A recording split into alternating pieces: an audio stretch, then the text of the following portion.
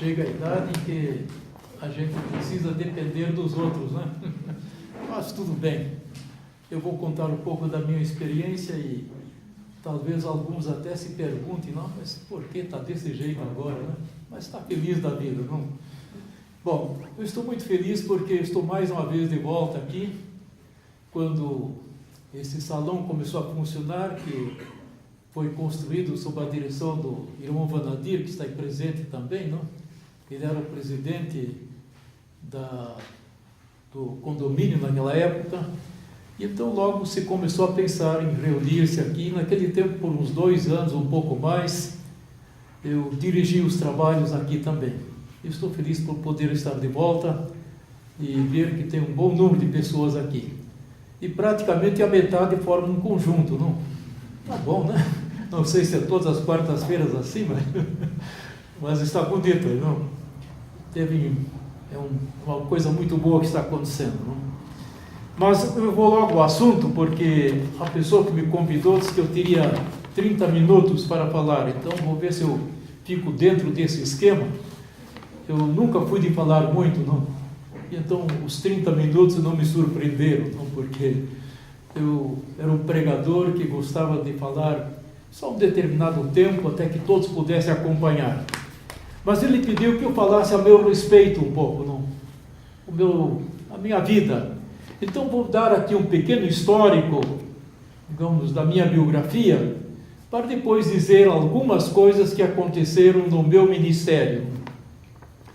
Eu sou descendente de uma família de alemães que estavam residindo na colônia Ramada, em Ijuí, Rio Grande do Sul. E foi ali que eu nasci. Nasci na cidade de Ijuí, porque quando a minha mãe esteve para me dar à luz, então eles foram da colônia até a cidade, para um pequeno hospital que tinha ali. Então eu nasci na cidade de Ijuí. Aos 4 anos eu contraí uma paralisia infantil. E a questão de uns 4 anos agora, eu fiquei sabendo porque fui fazer um determinado exame que me pediram. Fui a Campinas fazer um exame e então o médico disse, olha, você não teve poliomielite, você teve neuropoliomielite. Os nervos do seu corpo foram afetados. Então realmente quando alguém olha para mim, não aparece nenhum defeito, digamos, que normalmente tem em quem tem poliomielite. A perna mais fina, a perna mais curta, um braço de um jeito, deixa um sinal desse jeito. Mas o meu problema ficou lá nos nervos do corpo. Tanto assim que quando eu apresentei para o serviço militar, o médico me olhou e eu disse, olha, fui doente de paralisia, então deixa eu ver o seu corpo aí. Disse, você não teve nada, você pode prestar serviço militar. E fiquei 11 anos na infantaria, sabe? 11 meses na infantaria, não? Mas foi muito bom para mim, não? Porque eu andava muito ruim naquele tempo. E como eu era um alemão teimoso, eu acompanhava os exercícios todos, então isso fez com que eu reagisse positivamente. Eu passei a andar melhor depois daquilo, não? Havia algumas coisas que eu não fazia. Certa oportunidade, o tenente, que era o comandante, ele fez todo o pessoal subir a mais ou menos uma altura de uns 5 metros, para passar, então, caminhando mais 5 metros para frente, numa prancha. E eu disse, olha, tenente, pode me mandar para a cadeia, que lá eu não subo, não. Mas vai subir. Digo, não, pode mandar para a cadeia. Aí ele disse assim, tá, 93 não precisa subir, não. Tudo bem, então, fiquei livre daquele exercício. Mas, em verdade, a minha vida é uma resposta de Deus às orações de minha mãe. Porque quando eu estava com aquela paralisia infantil e fui tratado por um médico por uns 30 dias, não posso contar toda essa história, eu fui para casa, mas eu fiquei 2 anos sem andar, me arrastando pelo chão como caranguejo, sempre me empurrando desse jeito para ir avançando. Só aos 6 anos eu comecei a andar novamente como se fosse um bebê dando os primeiros passos. E a minha mãe inspirou-se num pensamento de um escritor de uma revista religiosa alemã, que diz o seguinte: uma bem-aventurada estrela paira sobre o lar de onde um pastor procede. Uma bem-aventurada estrela também paira sobre a cabeça daquele que cooperou para a formação de um ministro de Deus. E a minha mãe, com a doença que eu tive, ela decidiu que se Deus me devolvesse a saúde, eu seria ministro.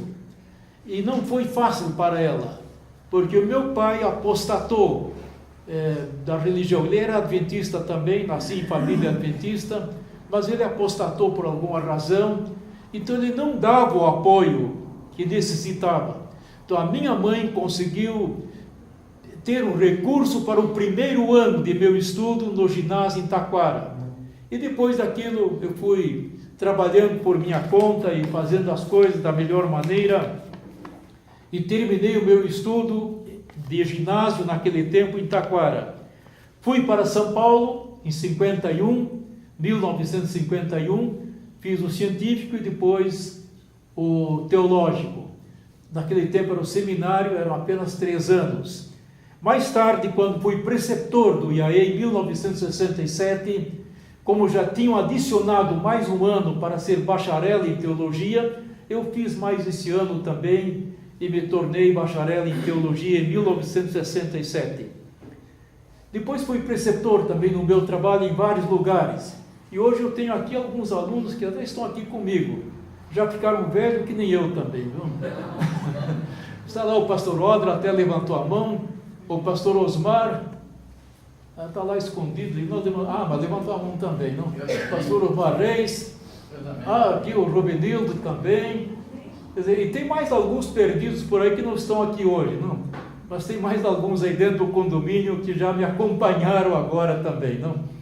E até ali o Bonsu que levantou a mão, ele não foi aluno, mas acontece que nós nos conhecemos em Taquara, 50 e alguns anos passados, não é, Bonsu?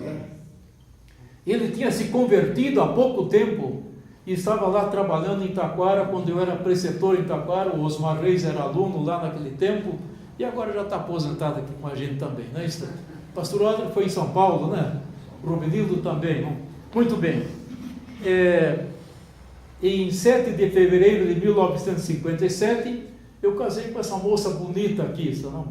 Ela ainda tem um bom tanto de beleza, não? Perdeu um pouquinho, mas muito pouco, não? Eu me encantei com ela, ela se encantou comigo, porque fui pregar uma vez na igreja da Casa Publicadora, lá em Santo André, e daí ela perguntou para alguém lá: escuta, quem é aquele moço que está pregando ali, não? Ele é um rapaz lá do IAE, não? Então, puxa, mas aí no fim nos encontramos, não? É que o tesoureiro da Casa Publicadora ajudou no assunto, não? Casamos e o pastor Luiz Freitas foi quem oficiou o nosso casamento. Não sei se alguém chegou a conhecer o pastor Luiz de Freitas, não? Entre os anos 1957 até 1995, eu exerci o meu ministério em várias áreas da igreja. Em 1961, nasceu o nosso único filho, Elton, e que aos 27 anos contraiu núpcias com Eliane dos Santos, mas essa se tornou a nossa filha, que nós não tivemos. No entanto, ela faleceu alguns anos passados, e ela é de saudosa memória. Tivemos uma nora muito querida, muito boa, mas ele conseguiu uma segunda nora. Ele veio aqui em passeio para visitar-nos, e uma filha do casal Barreto, Edmeia e Misael Barreto, também veio aqui para visitar os pais, e os dois, num momento, se olharam e acabaram se casando, não? Foi assim à primeira vista, como se diz, não? Estamos felizes, temos agora uma segunda filha também, e que ela é muito querida para nós. No ano de 1962, na Bienal, Assembleia Bienal, naquele tempo era Bienal, agora já é quadrienal, né? Essas associações, não? Eu fui ordenado juntamente com o pastor Floriano dos Santos, que também faz parte aqui do nosso condomínio, para o sagrado ministério. Desde a infância, eu tive uma forte inclinação para o relacionamento com Deus. Eu tinha uma facilidade muito grande para assimilar e reter aquilo que eu lia. Com facilidade eu decorava grandes trechos, especialmente da Escritura Sagrada. E eu recitava esses trechos da igreja. Então as pessoas começaram a olhar para mim e ver que eu poderia talvez me tornar alguém que poderia ser um pastor, não, olhando também para o desejo de minha mãe. E o irmão Herbert Boger, pai do falecido pastor Walter Boger, que trabalhou aqui, foi ele praticamente quem me deu aquele primeiro empurrão para que eu me apresentasse em público. Eu estava com 13 anos e ele um dia falou comigo, ele falava aquele alemão português meio complicado, não? Disse: Albino, você vai pregar sábado à tarde nos MV. Naquele tempo era MV, Missionário Voluntário. E eu disse: irmão, não dá, não, tu pode, Albino. E então ele me disse lá o que eu devia fazer, me deu um texto bíblico, que eu me lembro muito bem, Zacarias, onde diz: que feridas são estas nas tuas mãos? E nós morávamos fora, num sítio, tinha uma mata muito bonita, e eu fui lá no meio daquela mata, e lá eu fui treinando o meu discurso, eu pregava para aquelas árvores, que era uma beleza. Mas, no sábado à tarde, quando me apresentei diante daquele público, olhei para o pessoal e esqueci tudo que eu tinha na cabeça. Eu não sei, eu disse muito pouco, quase nada, e sentei. Mas o irmão Herbert não desistiu. Ele disse: não, Albino, tu pode. E então ele me fez de novo pregar. Comecei a sair melhor. E dali para frente eu comecei a falar em público, com 13 anos de idade. Não? E então, aos 16 anos, eu fui para o nosso ginásio, então, em Taquara. Essa é a minha história. Não?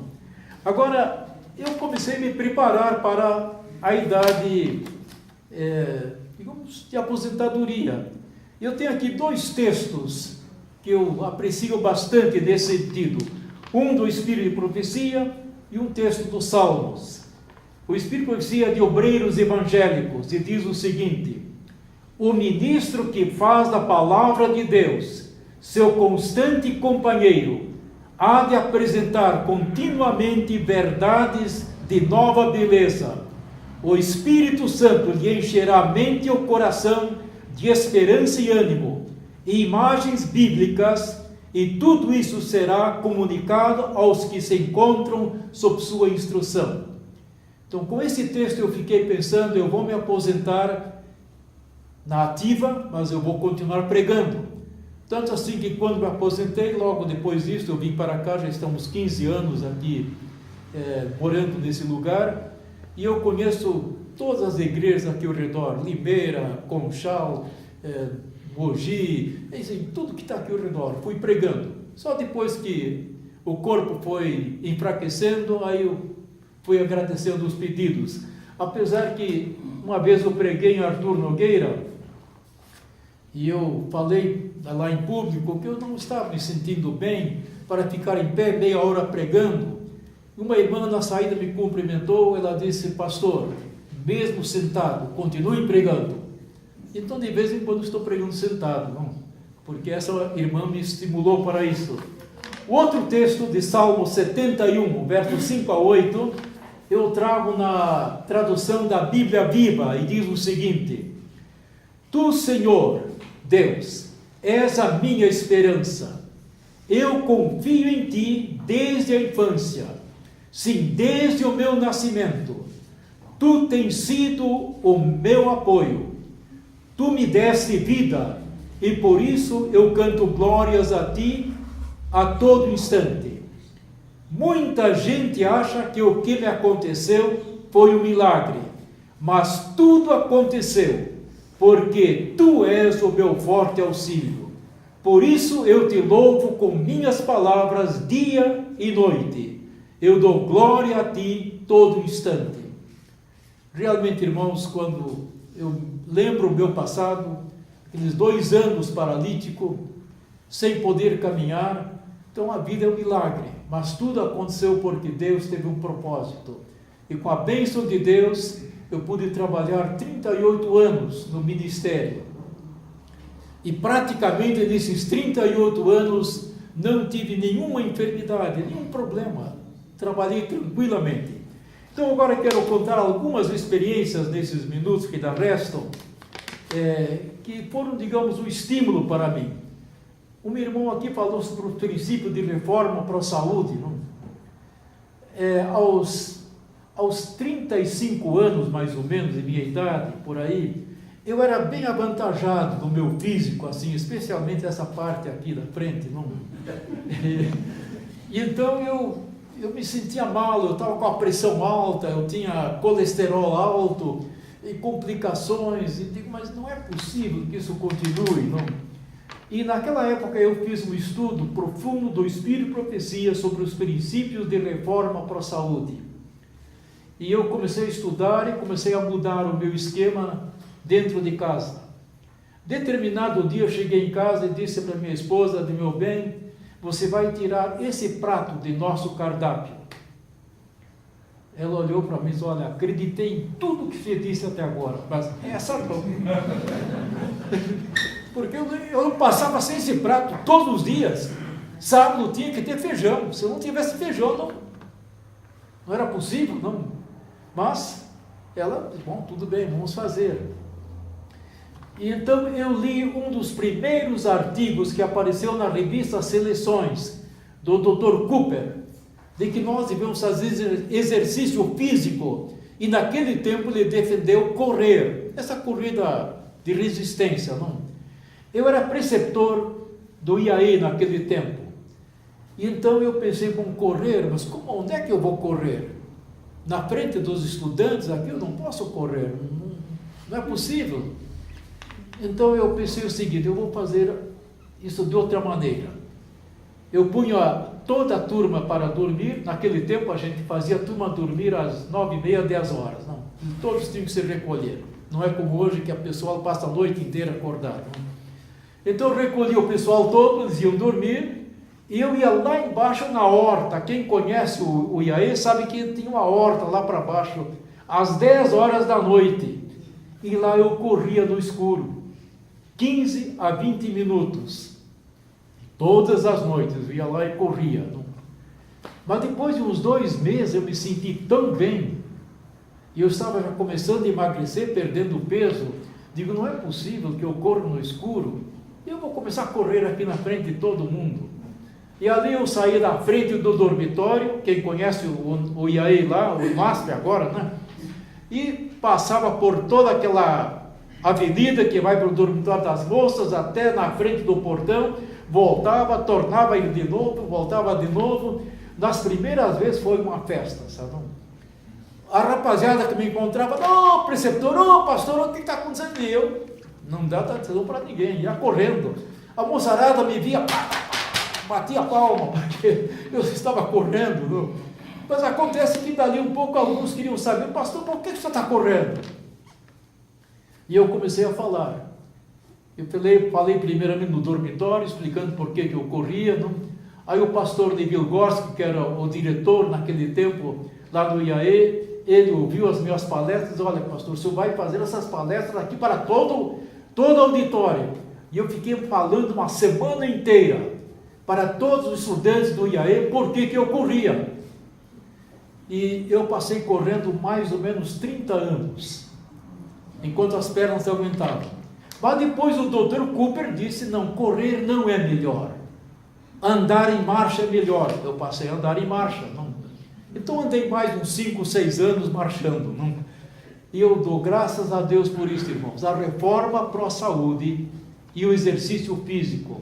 E, aliás, tem muita gente hoje caminhando aqui pelo residencial, tem muita gente correndo por aí, mas eu tenho a impressão que ninguém sabe que o primeiro adventista que correu no Brasil foi o pastor Albino Marques, porque naquele tempo ninguém corria, não?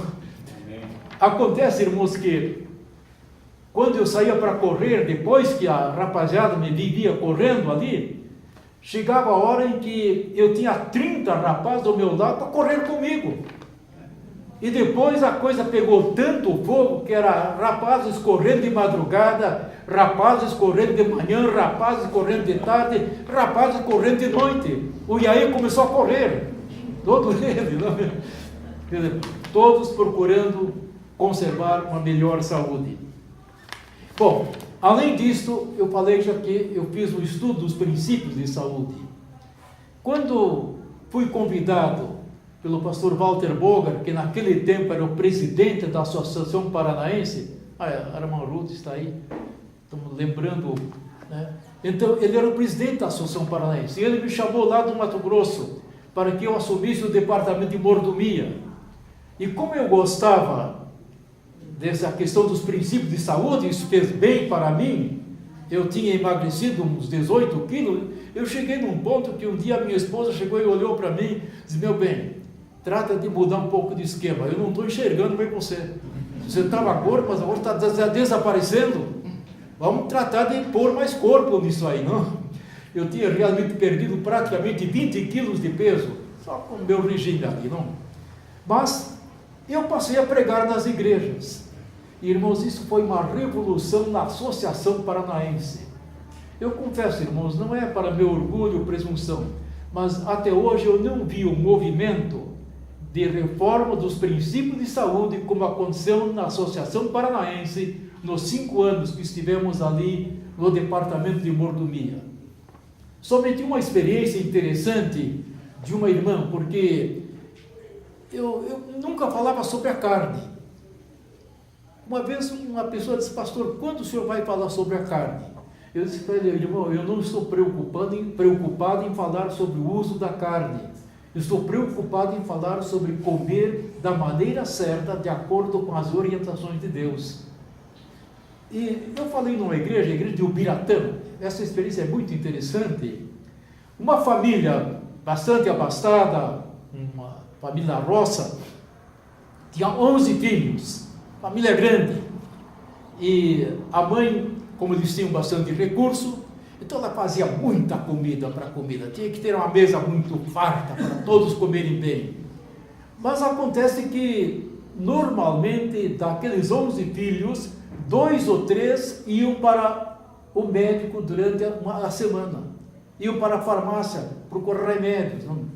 E ela assistiu às minhas aulas. Quando eu fui explicando de que ela teria que... Ela não, para todos, eu estava explicando que nós teríamos que ter uma mesa simples. Não muitas variedades, mas mudando as variedades da mesa. Ela veio falar comigo: pastor, eu estava pensando que eu estava fazendo melhor por minha família, e eu não sabia que eu estava matando a minha família. Depois de uns meses mais, eu passei novamente por Ubiratã, e ela veio para mim: pastor, muito obrigado pelas aulas de reforma para a saúde.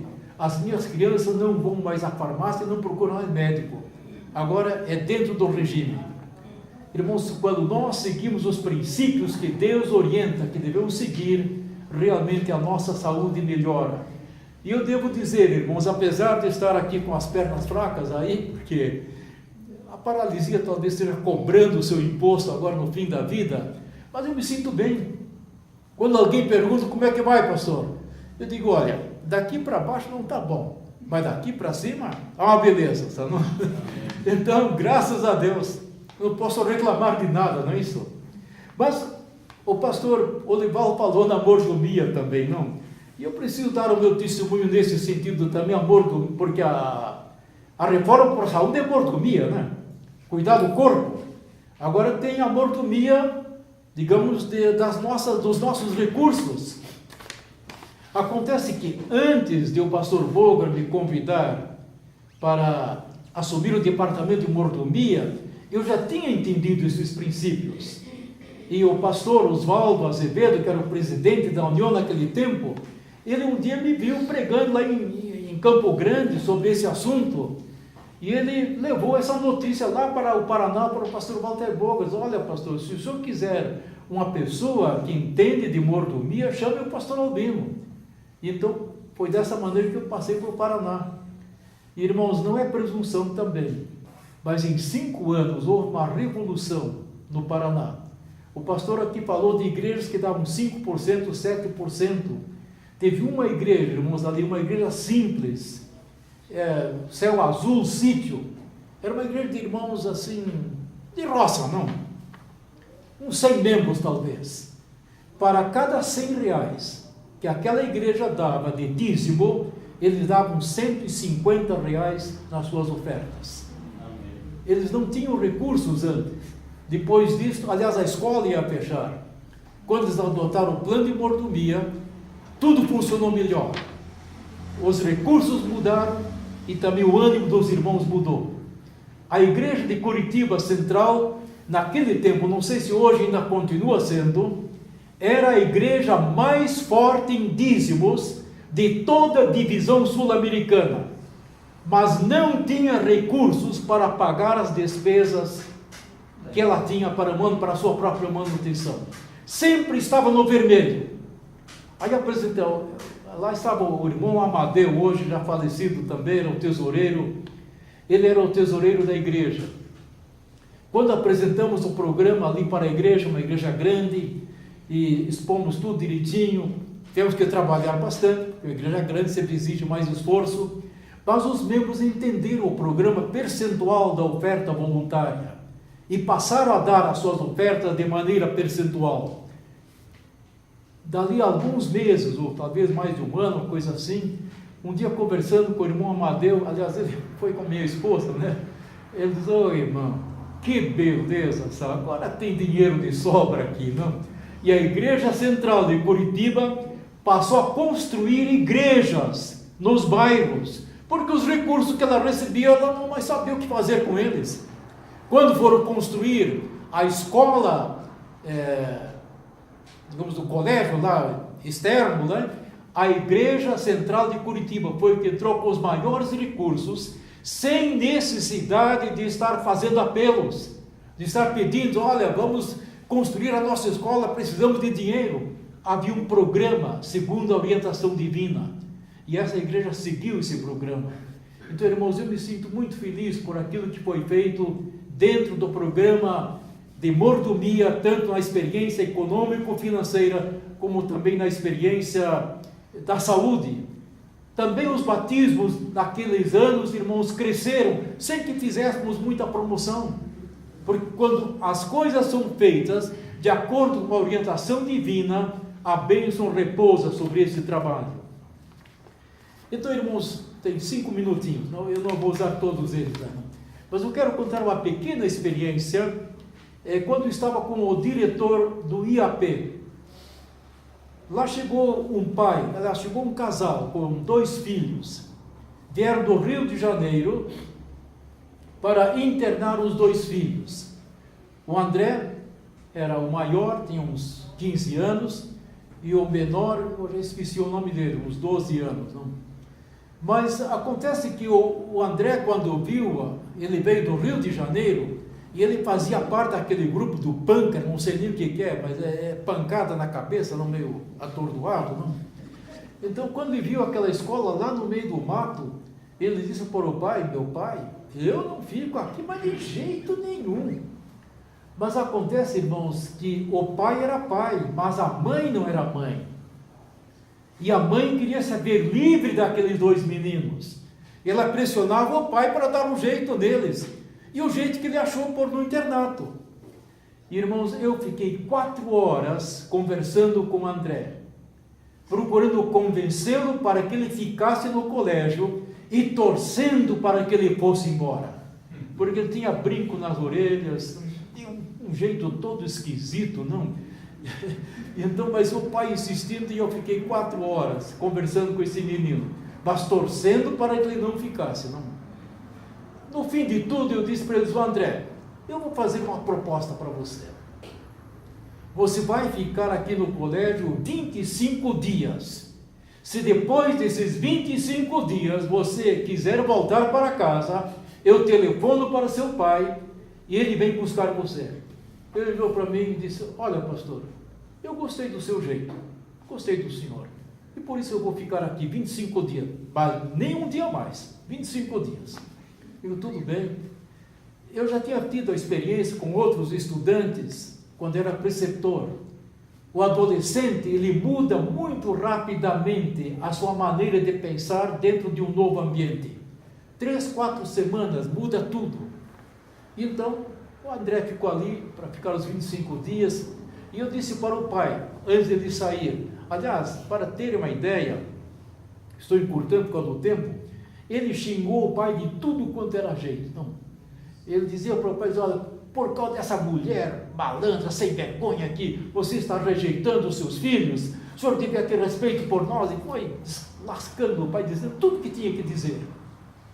E depois se despediram, foram embora, e então eu disse para o pai, antes de ele ir embora, digo, seu fulano, durante 25 dias, o senhor não vai falar com o André. Se quiser ter alguma informação de seu filho, telefone para mim, que eu vou lhe dizer alguma coisa sobre o filho. Mas, por favor, não procure falar com ele durante 25 dias. Não sei por que razão, naquele ano, a semana de oração começou justamente no início da 3ª semana. Não se tem semana de oração nessa época, não. E então tivemos semana de oração. Quando terminou a semana, no sábado que estava terminando a semana, o pai do André, 25 dias, apareceu lá, mas sem me avisar, né? Aí ele chegou no sábado de manhã, o André foi encontrá-lo, aí o André pegou o pai e disse, pai, vem aqui, eu vou mostrar para você onde é que eu estou vivendo aqui. Aí ele mostrou o dormitório primeiramente, mostrou o dormitório das moças, nós estávamos no culto, e ele passeando com o pai lá pelo colégio, não? Aí depois ele foi lá para o pomar, disse, olha aqui eu tenho um pomar bonito, tem essas uvas aqui, tudo coisa muito linda. Aí ele passou para a horta, foi mostrando a horta para o pai. Aí foi para a leiteria, mostrou a leiteria. Voltou da leiteria, disse, olha aqui tem um campo de esporte, aqui nós brincamos a coisa toda, não? E ele feliz da vida, mostrando tudo para o pai. Disse, olha, eu estou muito contente aqui, meu pai. Aí depois, da tarde, o pai me encontrou, o pai perguntou, pastor Albino, o que o senhor fez com meu filho? Eu esperava encontrar um menino revoltado, xingando, dizendo coisas que ele me falou quando eu saí daqui, mas ele é outro André. O que o senhor fez com ele? Bem, eu não fiz nada. Quem fez foi Deus, não é isso? Bem, o André ficou lá aquele ano junto com o irmão dele. No ano seguinte, como ele estava no Rio de Janeiro, eu soube que ele foi para o IPAI. Depois disso, eu não soube mais nada do André. Mas eu tenho certeza de uma coisa, que a influência do poder de Deus ficou naqueles 2 meninos, que hoje são homens, não é verdade?